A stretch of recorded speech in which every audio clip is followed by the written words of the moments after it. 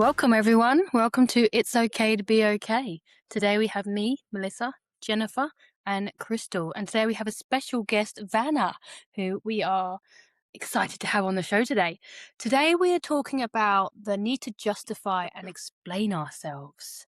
And where do we think it comes from? Do we think women are more prone to this? Let's get started in the conversation. Who wants to start? Vana.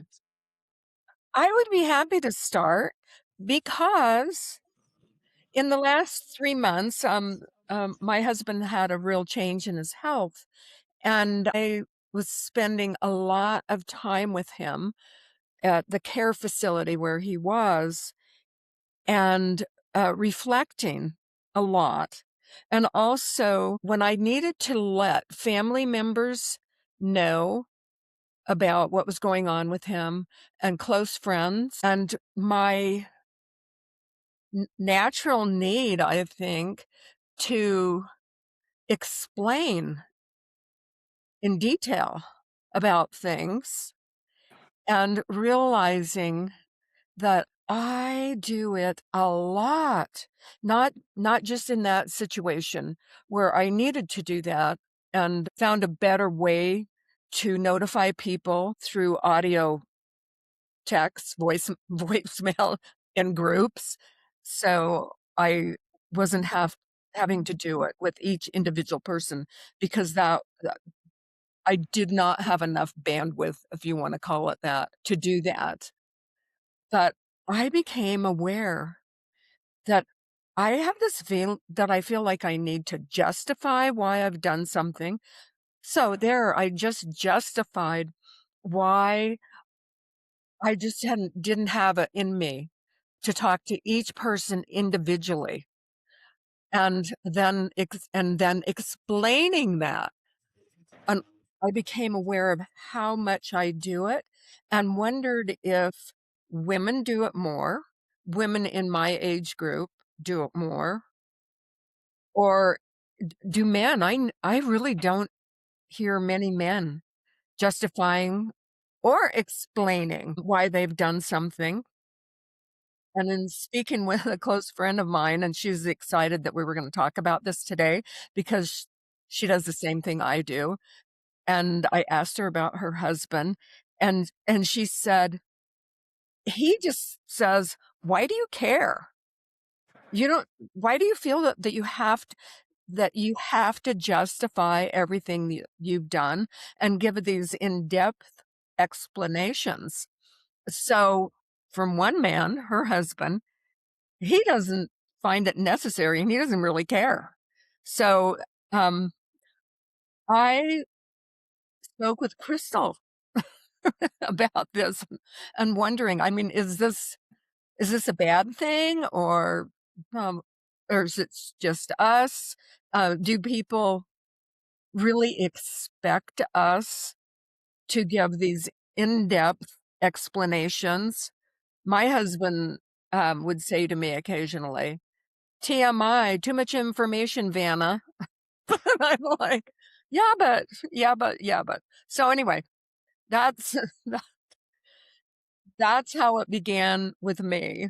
And so I wanted to know from all of you because, 2 of you are really in the same generation. Crystal is a generation, um, older than you. So anyway, that's my question. Is it okay if I go real quick? Um, I think it comes more from insecurity. And I say that because I think about when I over explain or when I justify, it's when I feel that the people I'm talking to won't understand. And think they need to see the whole picture in order for them to understand why I did what I did. And with my job, I'm seeing people and I see a lot of the over explaining and justification when they feel that people don't think that they have the capacity to make those choices or to do those things. And yeah, I see a lot. I do it. I do a lot of the over explaining and justifying. Like, I want everyone to know this, and this is what got me to this, and this is why I've done this. And because if you just look at the last little part, I feel like it wouldn't make sense. People are like, why would you do that? Why would you put so much time and energy into this when they don't even realize it? And I think it's when I'm searching for that other person to understand. I just want them to understand this is why I'm doing this. So, given all of this information, wouldn't you do it the same? It's almost like I do it when I'm looking for reassurance. Hmm. Yeah, it's that reinsurance, and it's about what I was just about to say is like it's the lack of trust in ourselves. It's the lack of trust in ourselves and our decisions, and we're looking for outside to kind of, like Jem was just saying, to give us that confirmation that we were doing the right thing, and we're given all the information to tell them where we've got from there to there. And I do it now. I'm doing this thing where I'm trying to trust and surrender. And I've done a couple PT sessions for someone, and she's going to pay me, and she hasn't paid me yet.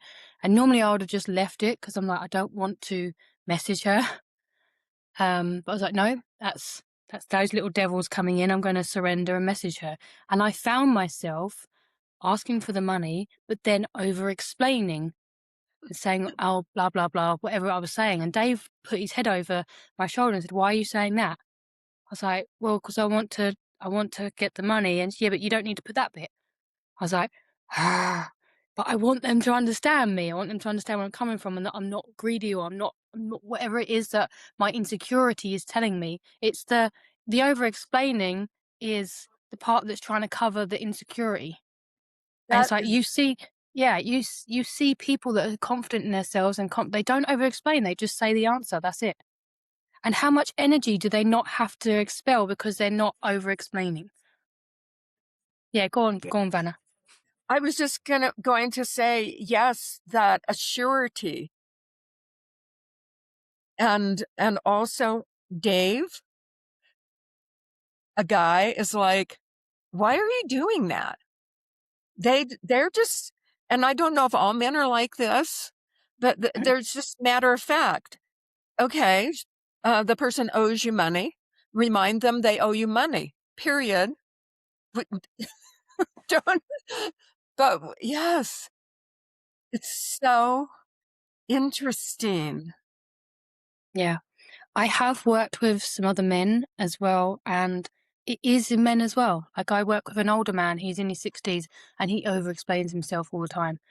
And it always comes from that lack of trust in yourself, insecurity. So if you're finding yourself, I'm over explaining this because there's an insecurity there. That's it. Yeah. So yeah. I don't know what you two haven't left out. Absolutely. It comes from that insecure thinking. It comes from that fear of, oh my gosh, they're going to judge me. What are they going to think about what I said? Oh, I need to further explain myself so they can understand where I'm coming from and see it from my perspective. I did it all the time. I did it all the time. I over explained everything, over justified everything. I had this obsessive need inside myself for people to see it my way. And Uh, oof, I think one of you touched on this. What a lot of energy that takes to sit there and over explain and justify your reasoning behind whatever it is, because we are looking for the external validation from somebody else to say, oh, yeah, I totally get why you would do that. Oh, yeah, I totally get it. It's so not necessary. And I love that I've come to a place for myself I don't over explain because I've realized lots of things. I don't owe anybody an explanation. I could speak till I was blue in the face. It doesn't mean that they're ever going to see it my way, ever. You cannot control what somebody else thinks. You cannot control how somebody else perceives what you're saying, what you're doing, and whatever. So, yeah, that falls in the realm of I don't care. For me personally, that's where it goes. I don't really care. And it's not out of life said 100 million times. It's not out of that I don't have compassion for people or empathy for people or any of that stuff. I so do. It's just, I don't care if we don't see eye to eye on something. It's okay because I'm an individual, they're an individual, and we don't have to see it the same way. And if we do, great. That's even better. I think it's that realization, isn't it, about we're not responsible for anyone else's feelings but our own. Yes, we can have empathy and we can be kind, but kind doesn't mean being a yes person or a people pleaser or over explaining yourself. It means doing whatever it is you need to do from a place of love and kindness. If that means saying no, full stop, then that is. Like, I love people that are blunt with me and that don't have so much like over explaining. Because when someone tries to over explain to me, I'm like, I'm bored now. And yet I'd do it because I want to be understood, like Jen was saying. But you know what? Lately, where I have just done that, where I have just like nipped it in the bud and just said exactly the piece that I want to say, oh my God, I feel so much alive. I just feel free. I feel like the heaviness is not there. I just feel like I can just be fully myself. And yeah. Well, and I think like when I feel I do it a lot if I don't feel confident in what I'm doing. And what I just realized is like I do it at work, not to people, but I hate my notes. Like I love my job. I love working with the people. I struggle so much with notes. And I just realized it's because I don't know. I try to over explain in my notes of why I talk to people about this or that and why our conversations had absolutely nothing to do with anything that's going on, but all to do with metaphorical uh, things like, you know, and do you know how hard it is to explain that in notes for a company and insurance that you are there to do this, this, and this, and you are supposed to talk about their symptoms and what is wrong and why they are the way they are. And it's like, I am, but not in the way that they're used to hearing. So I get caught up on my notes. Because how do you explain away that you talk to someone about the speed of thought and checking in with it and not having to do anything about it, Then my boss comes back and goes, "What the hell are you doing?" And he's never done that. But in my mind, they're going to be right there. So I'm constantly trying to over explain. And I didn't realize I was doing that until just now. So thank you, Vanna. Well, and back to the energy that it takes, and it depends on what you're explaining. But for me, I am in this very recent change in my life and my husband's life and his health, and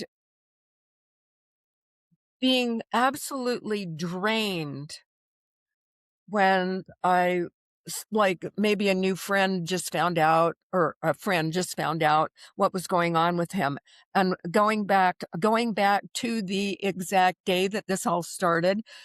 And I have to say that normally I don't hang on to days when something happened because it's pointless.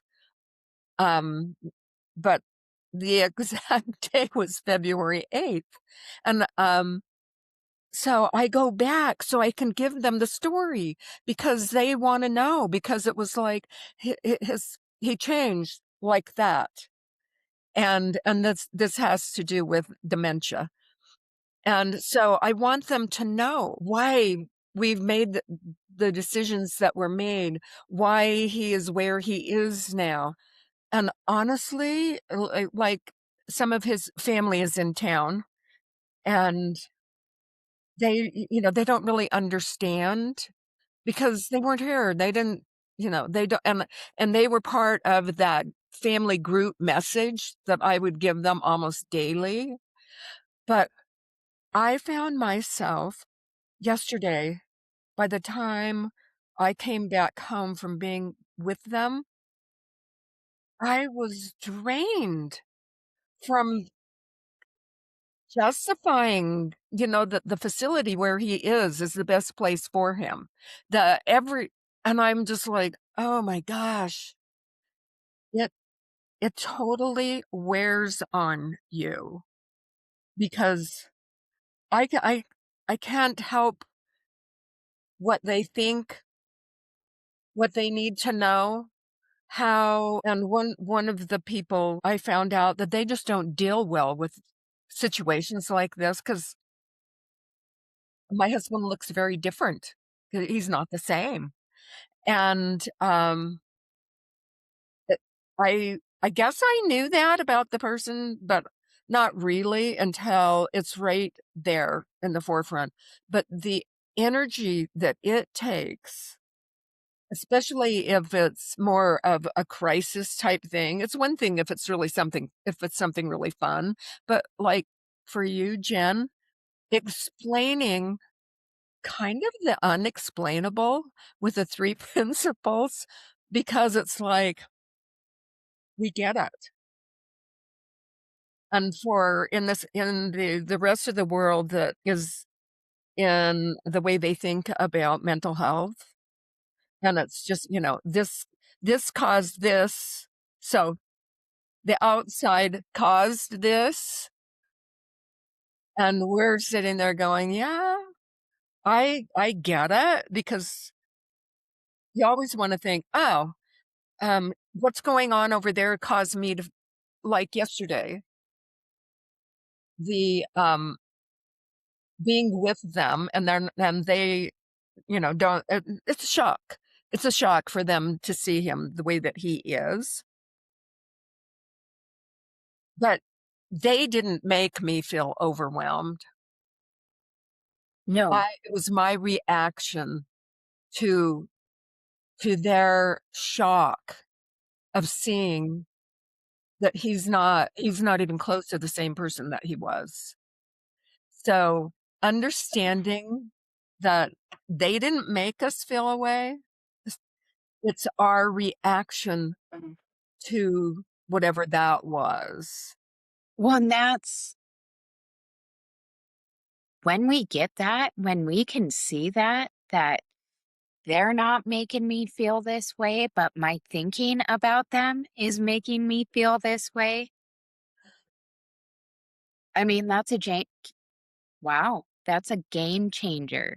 Sorry, mixed up the words there. It really does because it gives us our power back, but it's still things that even when we know it, they kind of still, we hold on to them a little bit. We can let go so much, but it's like we have a little thing to keep it trapped right there. So it's like, well, I let go of it, but still playing in the background and I'm still catching the tune and kind of bopping along to it, even though it's not mine to carry. It's just what we do. And in Vanna with you, I mean, this is your husband, this is your life, and you've done so much. And now with everything, it's like everything has changed. You know, you demolish that building and all the smoke is clearing. and you're finally starting to get to see what's left over that you can rebuild with. And you wouldn't be human if you didn't have thinking about it, and if you didn't worry about how his family thought of you because of whatever. And the thing that you have to come back to is, you know, that he's in the best spot he can be, getting the best care from people who know how to handle someone who can't remember. And I'm so proud of you, Vanna. I'm so proud of you because I know you've been scared, and I know it's been a lot, and I know your whole life has flipped upside down. And here you are smiling, and you're just, rolling with it and taking it as it comes. And that takes a strong person. And I hope you recognize and give yourself credit for the amazing person that you are. Well, thank you. And honestly, today being with the three of you, and you know how much I love you, it's just perfect to wake up this morning knowing, understanding where I let myself go yesterday. Um, and then talking about it today and the reminder. And I love your analogy of the building blew up Yeah. because what happens is when it's a crisis for you individually, whatever that is, whether it's a death, an illness, it could be losing a job. It doesn't matter what it is. A big change, you feel like you are the only one and nobody understands because we don't understand. I had no understanding of what was needed, why this change happened. And so in that, I found myself thinking, well, nobody gets this. And that's kind of not me. But once the collapse was over, the smoke settled and it was blue sky again, you can come to the realization that every single second of every single day, people all over the world are experiencing something they didn't see coming. They had no idea how to handle it because they they they have no knowledge of it. So you're not the only one, you're not the first one, you're not gonna be the last one, and so I feel really fortunate that I do have the understanding that I have, but again, remembering that we are humans, and we are going to have reactions, we aren't going to understand everything. Yeah, so yes, I feel like I because I do have this knowledge is very helpful, but you still go there. Oh, You still go there. That's the misunderstanding about this when you first come along this, is that you think you're gonna be happy all the time. You think that you're gonna not experience negative emotions or not experience heartache or not experience, all of these things. It doesn't mean that we're not gonna experience all these things because, like you said, we are human. It just means that we will become aware of them a lot quicker. We'll be able to allow ourselves to feel it and not resist it so that it can move through us. I had my cousin die this year, and, I had the grief come up, but it was in like spurts. It was like grief come up, I felt it, I didn't resist it, I allowed myself to feel it, and then it moved on. And then it would keep coming up and then going down. But it was just this different f- feeling of like this ebb and flow of these feelings because I wasn't resisting anything. And that's what I think is beautiful about this understanding is it doesn't mean you're not going to feel hardship. It just means you're going to be able to surf the wave instead of get drowned by it. yeah. Even now, right now, I'm struggling with money. But I have this trust in mind, in universe, in God, whatever it is, that I'm where I'm supposed to be. Dana, you are where you're supposed to be. And like Jen said, you are an incredible human being. Yes. You guys are so sweet. That's why I love any opportunity to talk with you, uh, so that other people can see that you will recover from this. I will, I will recover. And I'll tell you a quick story. I wished a Facebook friend a happy birthday. That I know him from a different life. And he knows my husband, and he said asked how we were, and I said, "Well, I'm good, but he's not." And I asked him, "Do you know anything about dementia?" And he said, "Oh, yeah." So our little happy birthday text turned into a conversation, and he shared about his own father and the guilt that goes along with, are we making the right decisions? What could I have done? Should I have noticed this? On and on and on. And he said, I just wanted to give him chicken soup and have him feel better.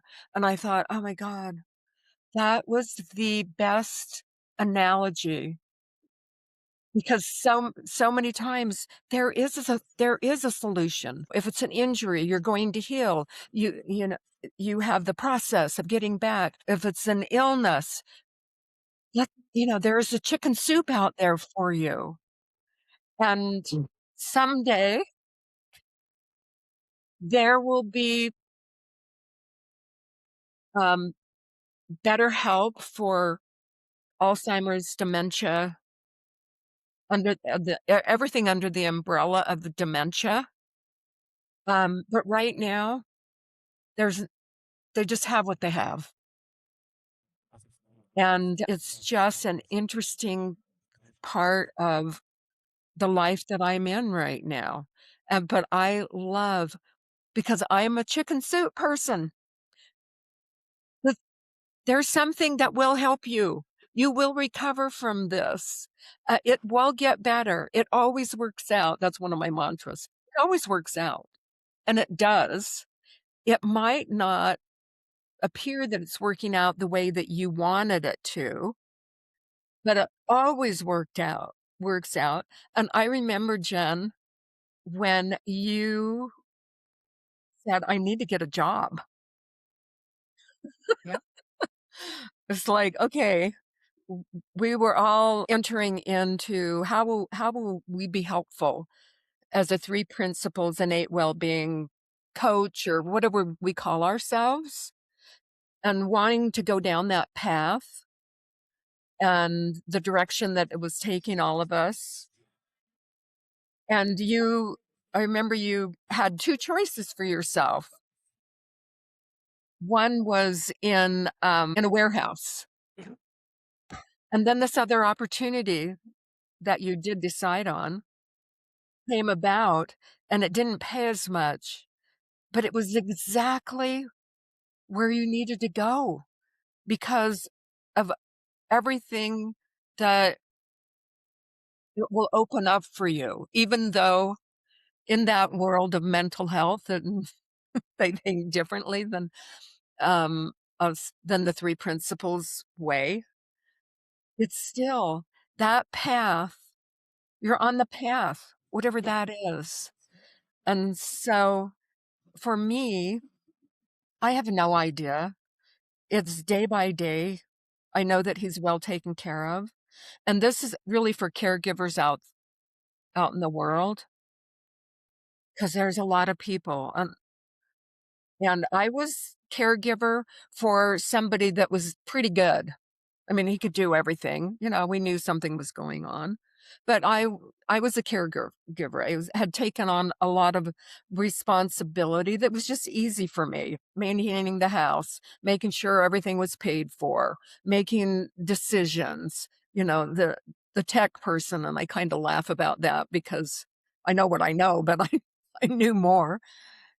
And so I eased into that. And so, had this change not happened for him, I could have easily just we would have gone on the way that he was. He would be here with me. Our house was easy for him to get around. He was still driving a bit, which is kind of like, that's a bit scary, but he was, and could make normal, not really executive decisions, but he was functioning.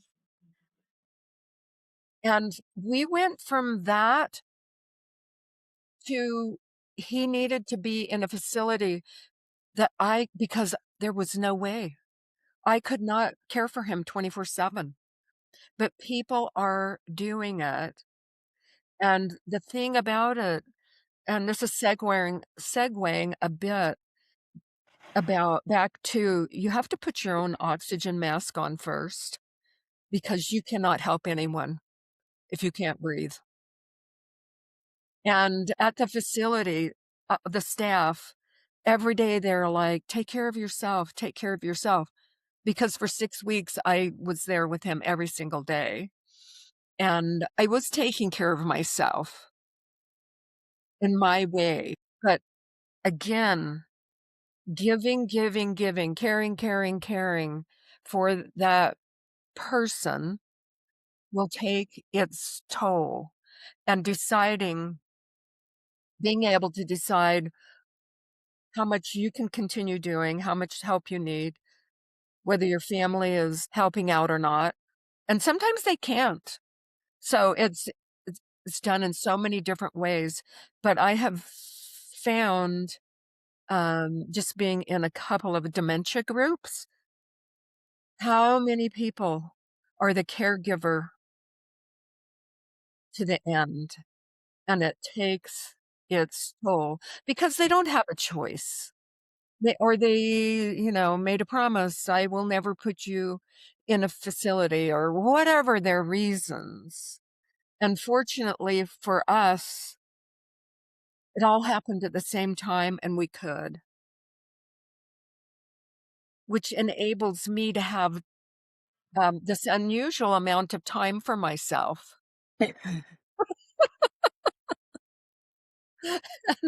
I'm doing all the talking here, but it's so fun for me because I also was aware of the time limitations that I had put on myself for years because he was better when I was with him. I still did things. I still took online classes. That's how I met you guys. I still went to things, to retreats. I was still able to go to London last September. I was still able to do things, but on daily things, if I went to the store, I would go to one store so I could get back. And I'm not even sure that he was aware of it. He just was better when I was there.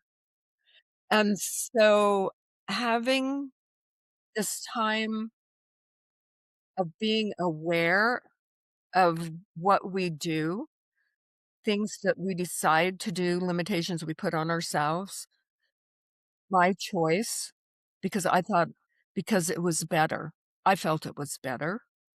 And so, yeah, this has been the most interesting 3.5 months, I would say, of my life, and I've had some things go on in my life, but it's such a new thing, but there is hope.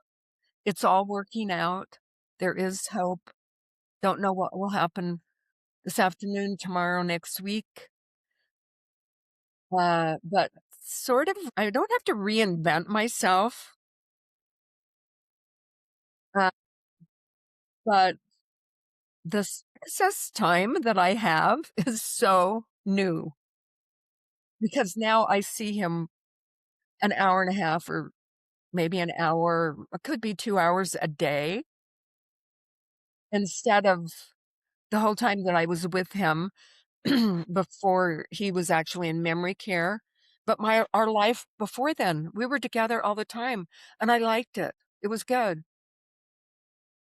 And so one of the, um, staff there said to me, "You have an empty nest." And I thought, "Well, I've had an empty nest for a long time. My kids are old enough to be your mother." And then it occurred to me that we think of the nest as the entire family. And if you have kids, those kids are the nest. And I don't know what the parents are. They just take care of the nest. But I had this aha moment. It's like, ah, each of us are part of the nest. And I'm the keeper of the nest now. So lots of ahas. Oh, always getting them from you guys listening to your other podcasts. Ahas, insights, you laughing because because it's so fun where you go with each podcast, segueing from one thing to another. So, I'm gonna stop talking because this is so wonderful for me. Well, and Vanna, I am so, so grateful that you have this understanding. You're talking about these other people that are caregivers all the way to the end, and how many of them don't have an understanding and have so much thinking about all of it and how heavy it is. I mean, this understanding has saved me in so many ways. I would not have been able to do this job that I have if it weren't for this understanding. And I don't understand how the people I work with do it. Going from one crisis to another crisis to another crisis, and they're all different crises, all different, some everybody would see as a crisis. Some it and to go from one to the next to the next to the next. I don't know how the people I work with are able to be present for each one, because I tell you what, I need that. I do a lot of home visits, so I get a drive, but I need that 5 to 15 minutes of getting to the next place to be able to drop everything and show up present for the next person. And because of your understanding, you get to show up not just for your husband present, but now I think the big thing that you got to learn is showing up present for yourself in all this extra time. And I think once you start showing up present with yourself consistently,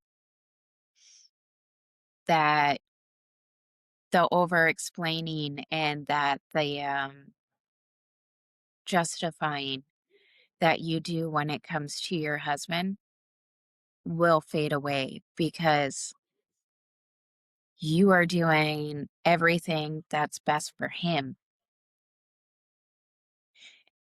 And then when you start showing up for yourself as well, it's everyone that you meet will benefit. I mean, everyone that you meet already benefits from knowing you because you come with this presence. But you are really good at being present for everybody else. And I'm excited to see you get present for yourself. Savannah. Ah, yes, yes, yes. We met in the Ultimate Coach program. You were like the superstar on there to me. I was drawn to you for whatever reason. Your presence. Didn't know at first why, but always drawn to you on calls with David in the Ultimate Coach program. You do. You have this understanding that puts you so many steps ahead of everybody else that would be in your position. And that is something to be truly grateful for because I know caregivers. Shoot, I used to be a nurse years ago and I did take care of, I had a long term facility side to where I took care of people and I know what it's like and how it weighs on those people. And we're talking a long time ago. Before I knew anything about this understanding. And I know how much unnecessary suffering they go through mentally in their mind, constantly monitoring themselves, judging themselves, wondering if they're doing it right, wanting that freedom to just be able to not be tied to being a caregiver 24/7.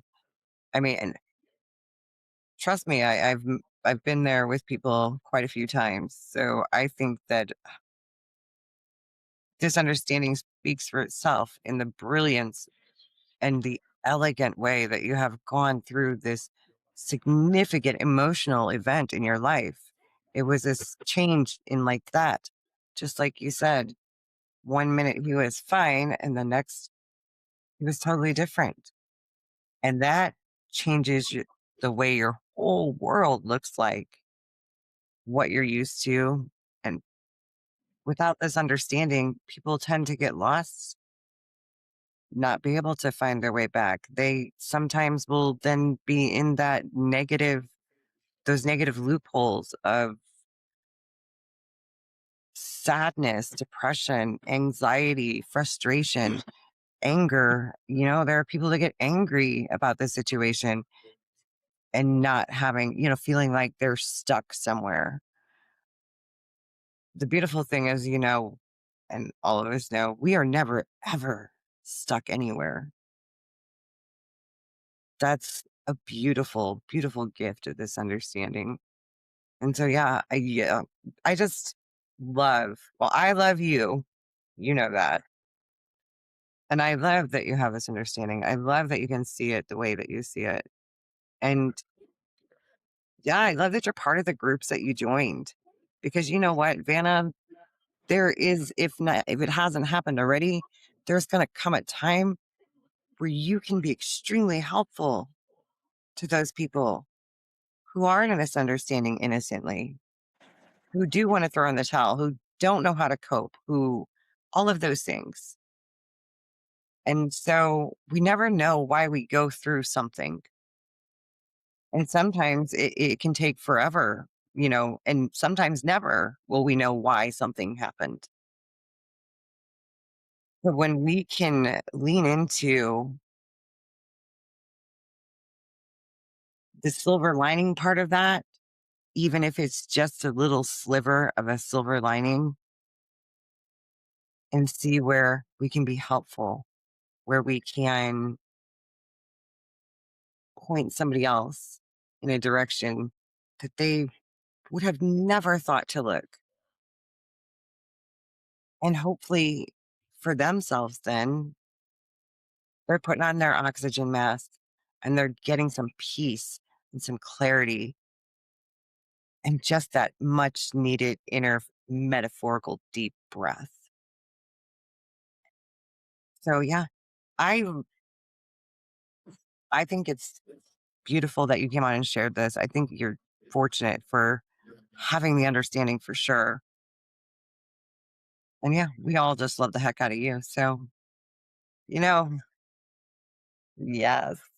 Yes, and to you, the three of you too. And yeah, there's just it's so simple and it's made to seem complicated. And that's as you're talking, this popped into my head that we all have this innate well-being. We just don't recognize that we have it. and just thinking about this is a total segue, but a total real lifetime ago, my first husband and I were moving to a different place, a different state, and we were buying a house, and we didn't have any money. And this house was going to be $14,000. You, so this was way back in the very early 70s. And my mother, she said, "Well, how are you going to do this?" And I'm like, "I don't know." And I did not know anything about anything. So, and the reason I'm sharing this is because we all have it. We just don't recognize that we have it. And if you think back on to times in your life where something just worked out, and you had no idea, people are questioning you, and I was just like, I don't know. We had to come up with $3,000 to put down. Literally, we had no money, and somehow we were able to get that.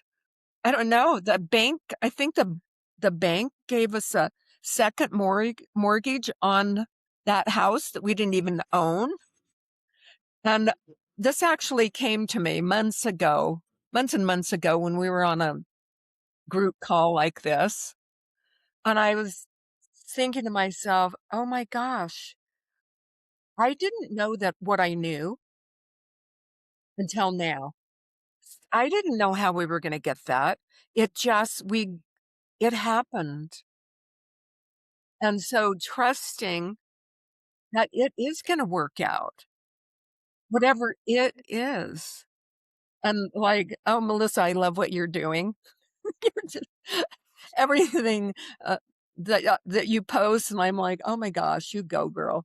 And so if the it is money, if the it is like for you, Jen, where you work, and it's like, "Yikes, how do these people get through the day going with the antiquated thinking about mental health, mental well-being?"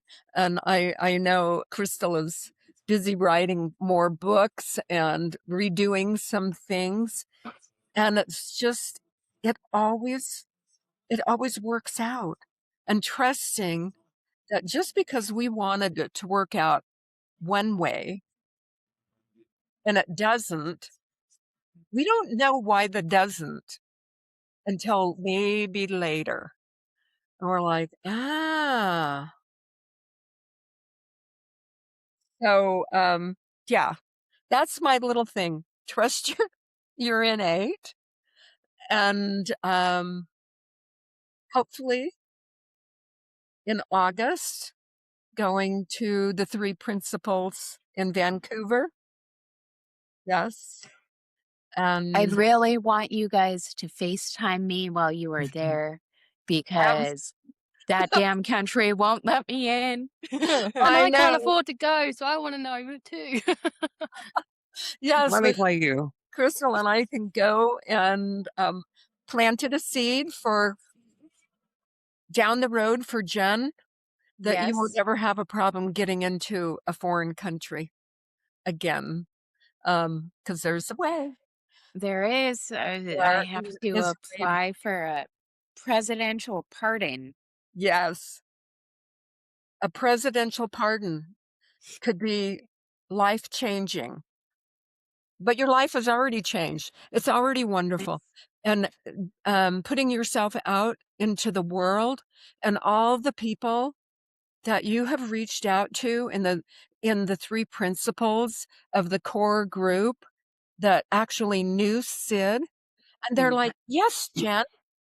Yes, I wanna support you on this. Yes, I think you should call Dr. Mark Howard because he worked in a similar situation. He was the only one in his group that was 3 principles based. They were all in regular psychology, the way that we think it is."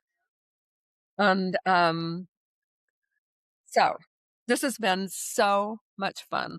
I adore the 3 of you, and I feel so blessed that how we each came together. Um, it's absolutely wonderful, and how fun it is for me to share er and to hear what you guys are sharing because we are generationally different, but we're the same. Yes. So I don't know why, but this keeps popping into my head. And it was I listened to a speech that Jim Carrey gave, and it was at a graduation thing for enlightenment and whatever. But I've always been huge on hope. If you have hope, then you're fine, right? Hope, hope, hope. And something that he said that hope crawls through the fire. You're going to get burned with hope. But Mm. faith leaps over that fire. And that all we need to do is know where we want to end up, have that picture, and have faith and be willing to walk through the doors that opened for us. We don't have to know how we're getting to the end result. We just have to have an idea of what that end result will look like and be willing to have enough faith to walk through the doors that open, even if it scares us. And I love that. yes, I love 'Cause that too. yeah, So really quick, I'm gonna go against the grain for just a second. I thought you might. I saw Because me, it. I don't think there's anything wrong with hope at all. In fact, I think that everybody needs a piece of hope. Hope and faith are totally different. Two totally different mechanisms. Absolutely, I agree with that part. But man, if you don't have hope, what do you have? Because I know you're going to say faith. But do you then? I don't know. That's just me. That's just me. I don't think there's anything wrong with being hopeful. I don't think there's anything wrong with having hope. Absolutely. A deep faith knowing is a totally different thing. I bought my ticket to Vancouver on a deep faith knowing I'm meant to be there. Don't know how I'm getting there. Don't know where I'm staying. Don't know how I'm affording it yet. But I have hope and I have faith. For me, they go together. That's just me. No, hope saved me. Like when I was in the darkness, when I was homeless, when I was living on the streets, when I was selling drugs and I didn't, hope was the only thing that kept me going. And I agree with you that we all need hope. But I also agree that hope crawls through the fire. If all we have is hope, we will still have suffering and pain. It gets us through the suffering and pain. If it weren't for hope, I wouldn't be here. Because in my darkest times, the only thing that kept me alive was hope because I did not have faith. I did not know what to have faith in. Okay? Hope is what got me to faith. Yeah, it's a rung on the ladder. Yeah. And even if hope got you to crawl through the fire, it's still progress and movement to go. Yes, Because without that hope, absolutely. you're just going to sit there. Then you are going to get burned by that fire for sure. I think what we're trying to say here is that the understanding allows you to be able to not just live in the land of hope, but climb the ladder to faith. Like it's a Absolutely. stepping stone. And if you don't have this understanding, then hope is that kind of thing that people want and hold on to. But when you come across this understanding, you realize, oh, I don't have to stay there. I have faith instead, and that's so much more powerful. I would not have be where I'm at if it weren't for hope. When I seen the ad for the innate well-being specialist, it gave me hope. And And oh, then it just got bigger as my understanding deepened. So did your faith. Yes. Yes. Mhm. and while you're saying all of this, and I'm right there with you, they're they're all connected. This is the way I am thinking. It's all connected, and adding in belief, hope, faith, belief, and is the umbrella, it always works out? I don't know, because it does, and having don't yeah. Are we overthinking it? Because they all work together, and there's this whatever it is that you want, seeing that you already have it, because you already do. It's out reaching out there, it's out there. It's out there available, and walking through the doors, I mean, maybe the first step is putting your hand on the doorknob to open it, and because there's so many doors out there. There's so many options. So I love the way that this is coming evolving to the end, because we do need faith, we do need hope, we do need belief, and that feeling of it does always work out. Something works out, and the excitement of and reflecting back on the times when you go, "Oh, man, that did work out, and that's why I've gotten here," or this thing led me to this thing that led me to this thing that I never thought would be available to me. So, this is a beautiful, brilliant time with the 3 of you. I love what each of you bring, and how and sharing, the ability to share, and yeah, there was only, like, 1 fuck bomb. Now there's two. Now there's Was that actually me? Because I'm normally the one that swears like a trooper. that's the other thing I love love about you guys, because it's just a word, and sometimes it's the most appropriate one. Um, so You know, I actually got in my speech, she actually said like, "Can we not swear so much?" I'm like, "No, that's just me." I said, "I'm a very passionate person. That's how it comes out." And I was like, "No." Like I got what she was saying. She was like, "We sometimes when you swear, it kind of takes away from the power of what you were trying to say." I'm like, "I don't agree with that."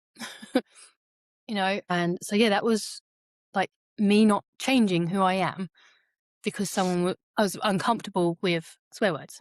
So yeah, I thought I'd share that because I felt really proud about myself for that. Love that. Yes. Good job, Melissa. And then I want to share one last thing that Jim Carrey said at the I end love of his Jim Carrey. speech. There's two things. There's fear and there's love. Whatever you do, you either do it from fear or love. So you choose ah, if you want to be coming from fear or love. And I choose love. More and days than not, I choose love. that could be a whole other episode.